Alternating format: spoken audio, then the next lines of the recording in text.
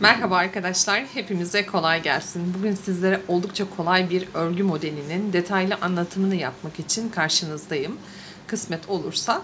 Şöyle ilmeklerimi hazırladım ben. 4,5 numaralı şiş kullandım ama sizler bu projeyi çalışırken dilediğiniz şiş numarasını kullanabilirsiniz. Daha ajurların belirgin olmasını istiyorsanız şiş numaranızı büyütebilir, daha küçük olmasını istiyorsanız ise şiş numarasını küçültebilirsiniz.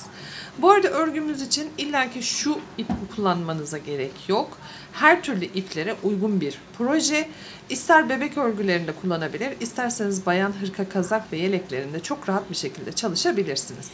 Bu küçük detayı verdikten sonra dilerseniz örgümüzün yapımı için detaylı çalışmamıza başlayalım. Öncelikle ilmek atışıyla başlayacaksınız. İlmeklerinizi atarken bu türlü ajurlu örgülerde çift şiş kullanmanızı sizlere tavsiye edeceğim.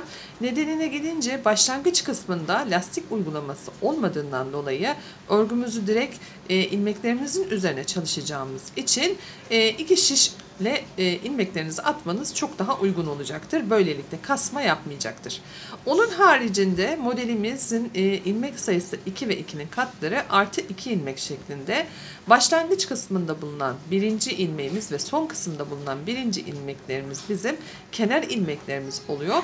Bunun haricinde eğer ki kenar ilmeklerinde artış yapmak isterseniz eğer biraz daha düz örgülerden ya da haroşa örgülerden faydalanmak isterseniz artı 2 ilmek bölümünü arttırmak sizin elinizde ama modelin ilmek sayısı 2 ve 2'nin katları şeklinde gelişecek.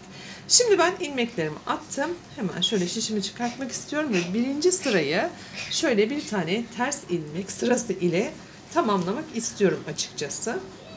Sizlerin de bu sırada ilmeklerinizi attığınızı düşünüyorum. Şöyle beyaz bir ipten faydalandım ben. İlk sıra olduğu için ilk ilmeklerinizi örüyorsunuz. Daha sonraki ilmeklerinizde ben ilk sıradaki ilmekleri hiçbir zaman örmüyorum.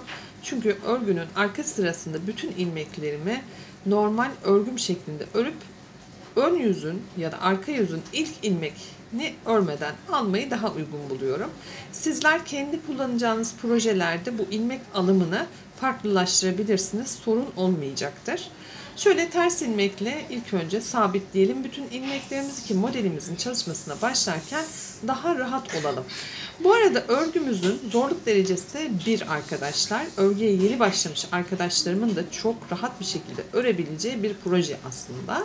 O yüzden bu tür kolay projelerle başlarsanız örgülerinizi yapmaya hem ne yapacaksınız örgü konusunda hevesiniz biraz daha artacaktır.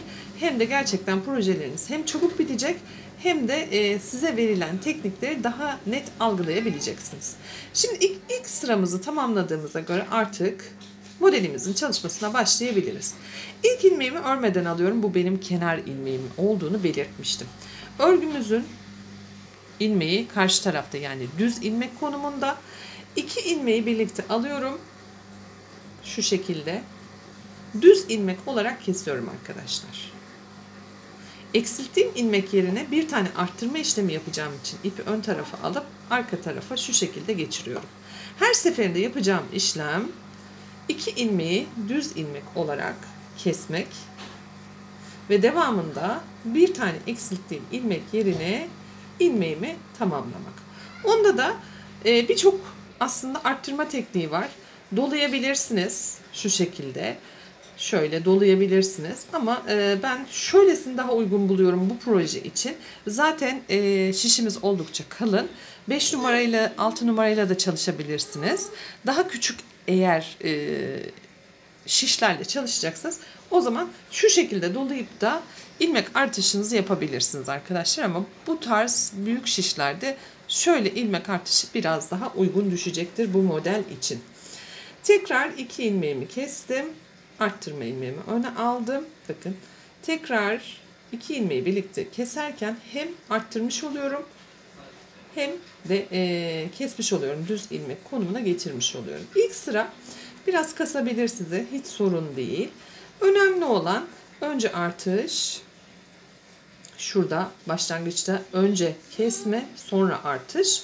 Bakın şimdiki konumda da önce arttırdım. Şimdi kesiyorum. Arttırıyorum. Kesiyorum. Önemli olan bu senkronu kaçırmamanız. Yani 2 kere üst üste kesme işlemi yapmayın. Zaten 2 tane üst üste artış yapamazsınız şu konumda. Tekrar bakın, ipimi ön tarafa çekiyorum. Arka tarafı hazırlarken şu şekilde tamamlamış oluyorum. Şöyle tekrardan 2 ilmeği birlikte çektim. İpi ön tarafa. Burada çok kullandığım şişler grubu arasında olmadığı için beklerken açıkçası biraz sertleşmiş diyelim. Sürekli kullandığınız şişlerle biraz daha rahat çalışırsınız açıkçası. Bu arada şu detayı vermek istiyorum. Bu projeyi ya da diğer projelerinizi çalışırken muhakkak belirli bir miktar kullanacağınız şiş ve ip ile bir miktar örgüyü sağlayın arkadaşlar. Özellikle beden çalışmasında çok faydalı oluyor.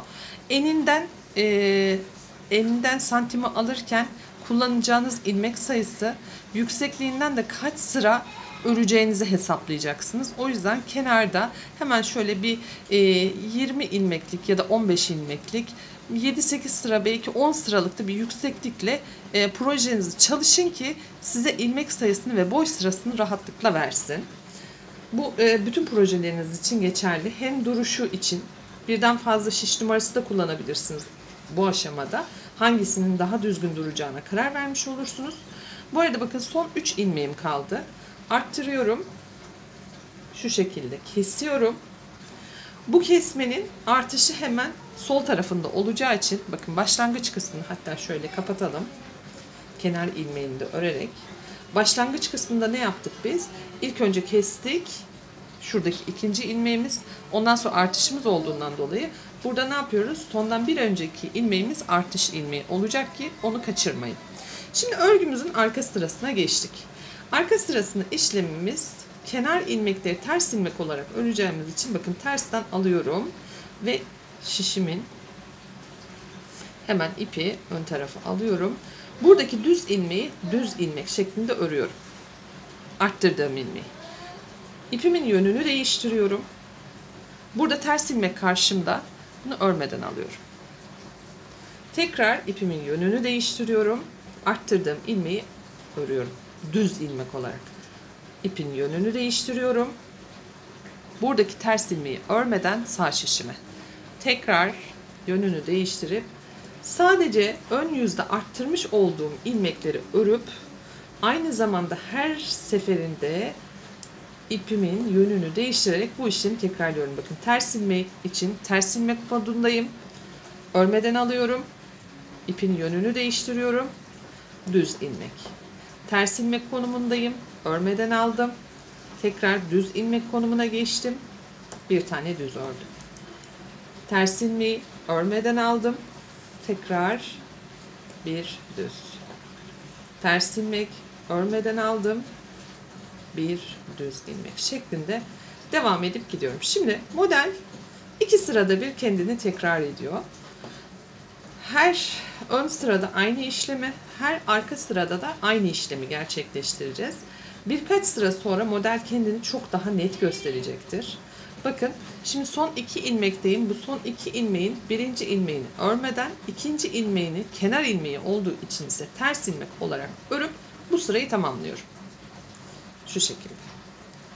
Ajurlarım, bu arada şişimden çıkmasın. Ajurlarım yavaşça kendini göstermeye başladı. Bu tarz modellerde illaki birden fazla sırayı üst üste bindirdiğiniz zaman çok daha net bir görüntü elde edeceksiniz. Dilerseniz ne yapalım? Gene ilk sıradan başlayalım ki sizlere de eşlik etmiş olalım. İlk ilmeğimi örmeden aldım. Sol şişimde bulunan ilk 2 ilmeği düz ilmek olarak kestim.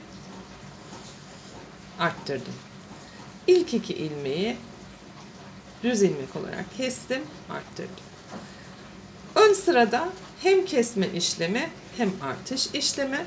Arka sırada ise arttırdığımız ilmekleri düz öreceğiz. Ön sırada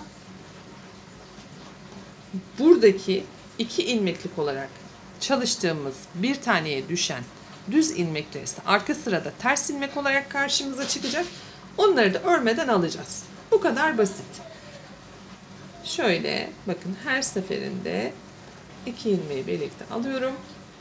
Bir artış. 2 ilmeği birlikte alalım. Bir artış şeklinde devam edip gidelim. Bakın. Arttırdım. Son 3 ilmeğim kaldı gene sol şişimde. İlk ikisini birlikte alıyorum. Artışımı gerçekleştiriyorum. Çünkü buradaki 2 ilmeğin artışı burada. Bir tane düz ilmek örüyorum ve bu sırayı bitirmiş oluyorum. Arka sıraya geçiyorum. Arka sırada başlangıç ve son ilmeklerim ters ilmek olarak karşımda olacak. O yüzden bunun öncesinde bir tane ters ilmek olarak alıp ipin yönünü düz ilmek konumuna geçiriyorum ki hemen karşıma gelen ilmeğim arttırma ilmeğiydi biliyorsunuz. Bu sırada arttırma ilmeğimi örüyorum. İpin yönünü değiştiriyorum. Ters ilmeği örmeden sağ şişime aktarıp örgüme düz ilmekle devam ediyordum. Yapacağımız işlem çok kolay. O yüzden bu sırada bakın aslında yarı ilmeği örüyoruz. Yarısını örmüyoruz. Benim gibi şimdi böyle kaçarsa hemen sol şişinize buradaki kaçan ilmeği takabilirsiniz. Hiç sorun değil. Bakın. Ama önemli olan birden fazla ilmeği kaçırmamak. Eğer örgüde biraz profesyonelleşmediyseniz toplamanız biraz zor olabilir. Ama bir tane ilmeğin kaçması sorun olmayacaktır. Hemen şöyle bakın. 4. sırayı çalışıyoruz şu anda farkındaysanız. 2 tane model sırası geçmiş olacağız böylelikle. Tamamlamış olacağız. Hemen. Bakın son 2 ilmeğim kaldı. Bunun bir tanesi örmeden aldığım, bir tanesi ise kenar ilmeğim. Hemen onu örüyorum ve projemi böylelikle sonlandırmış oluyorum. Şöyle gözükecek arkadaşlar bakın. Her bir seferinde ajurlarımız birbirinin üstüne geldiğinde ne yapacağız? Bu çalışmayı bu şekilde tamamlamış olacağız. Şimdi ben bir miktar daha çalışacağım. Kapak resmi için hazırlık yapacağım. 5-6 sıra model sırası ördükten sonra kapak resminiz hazır olacaktır. Hepinize kolay gelsin. Anlatımımdan memnun kaldıysanız eğer o güzel yorumlarınızı, beğenilerinizi ve paylaşımlarınıza talibim arkadaşlar. Sizlerle beraber güzel projelere imza atmak inanın bizler için çok keyifli oluyor. Hepiniz kendinize çok iyi bakın. Görüşmek dileğiyle diyorum. Hoşça kalın.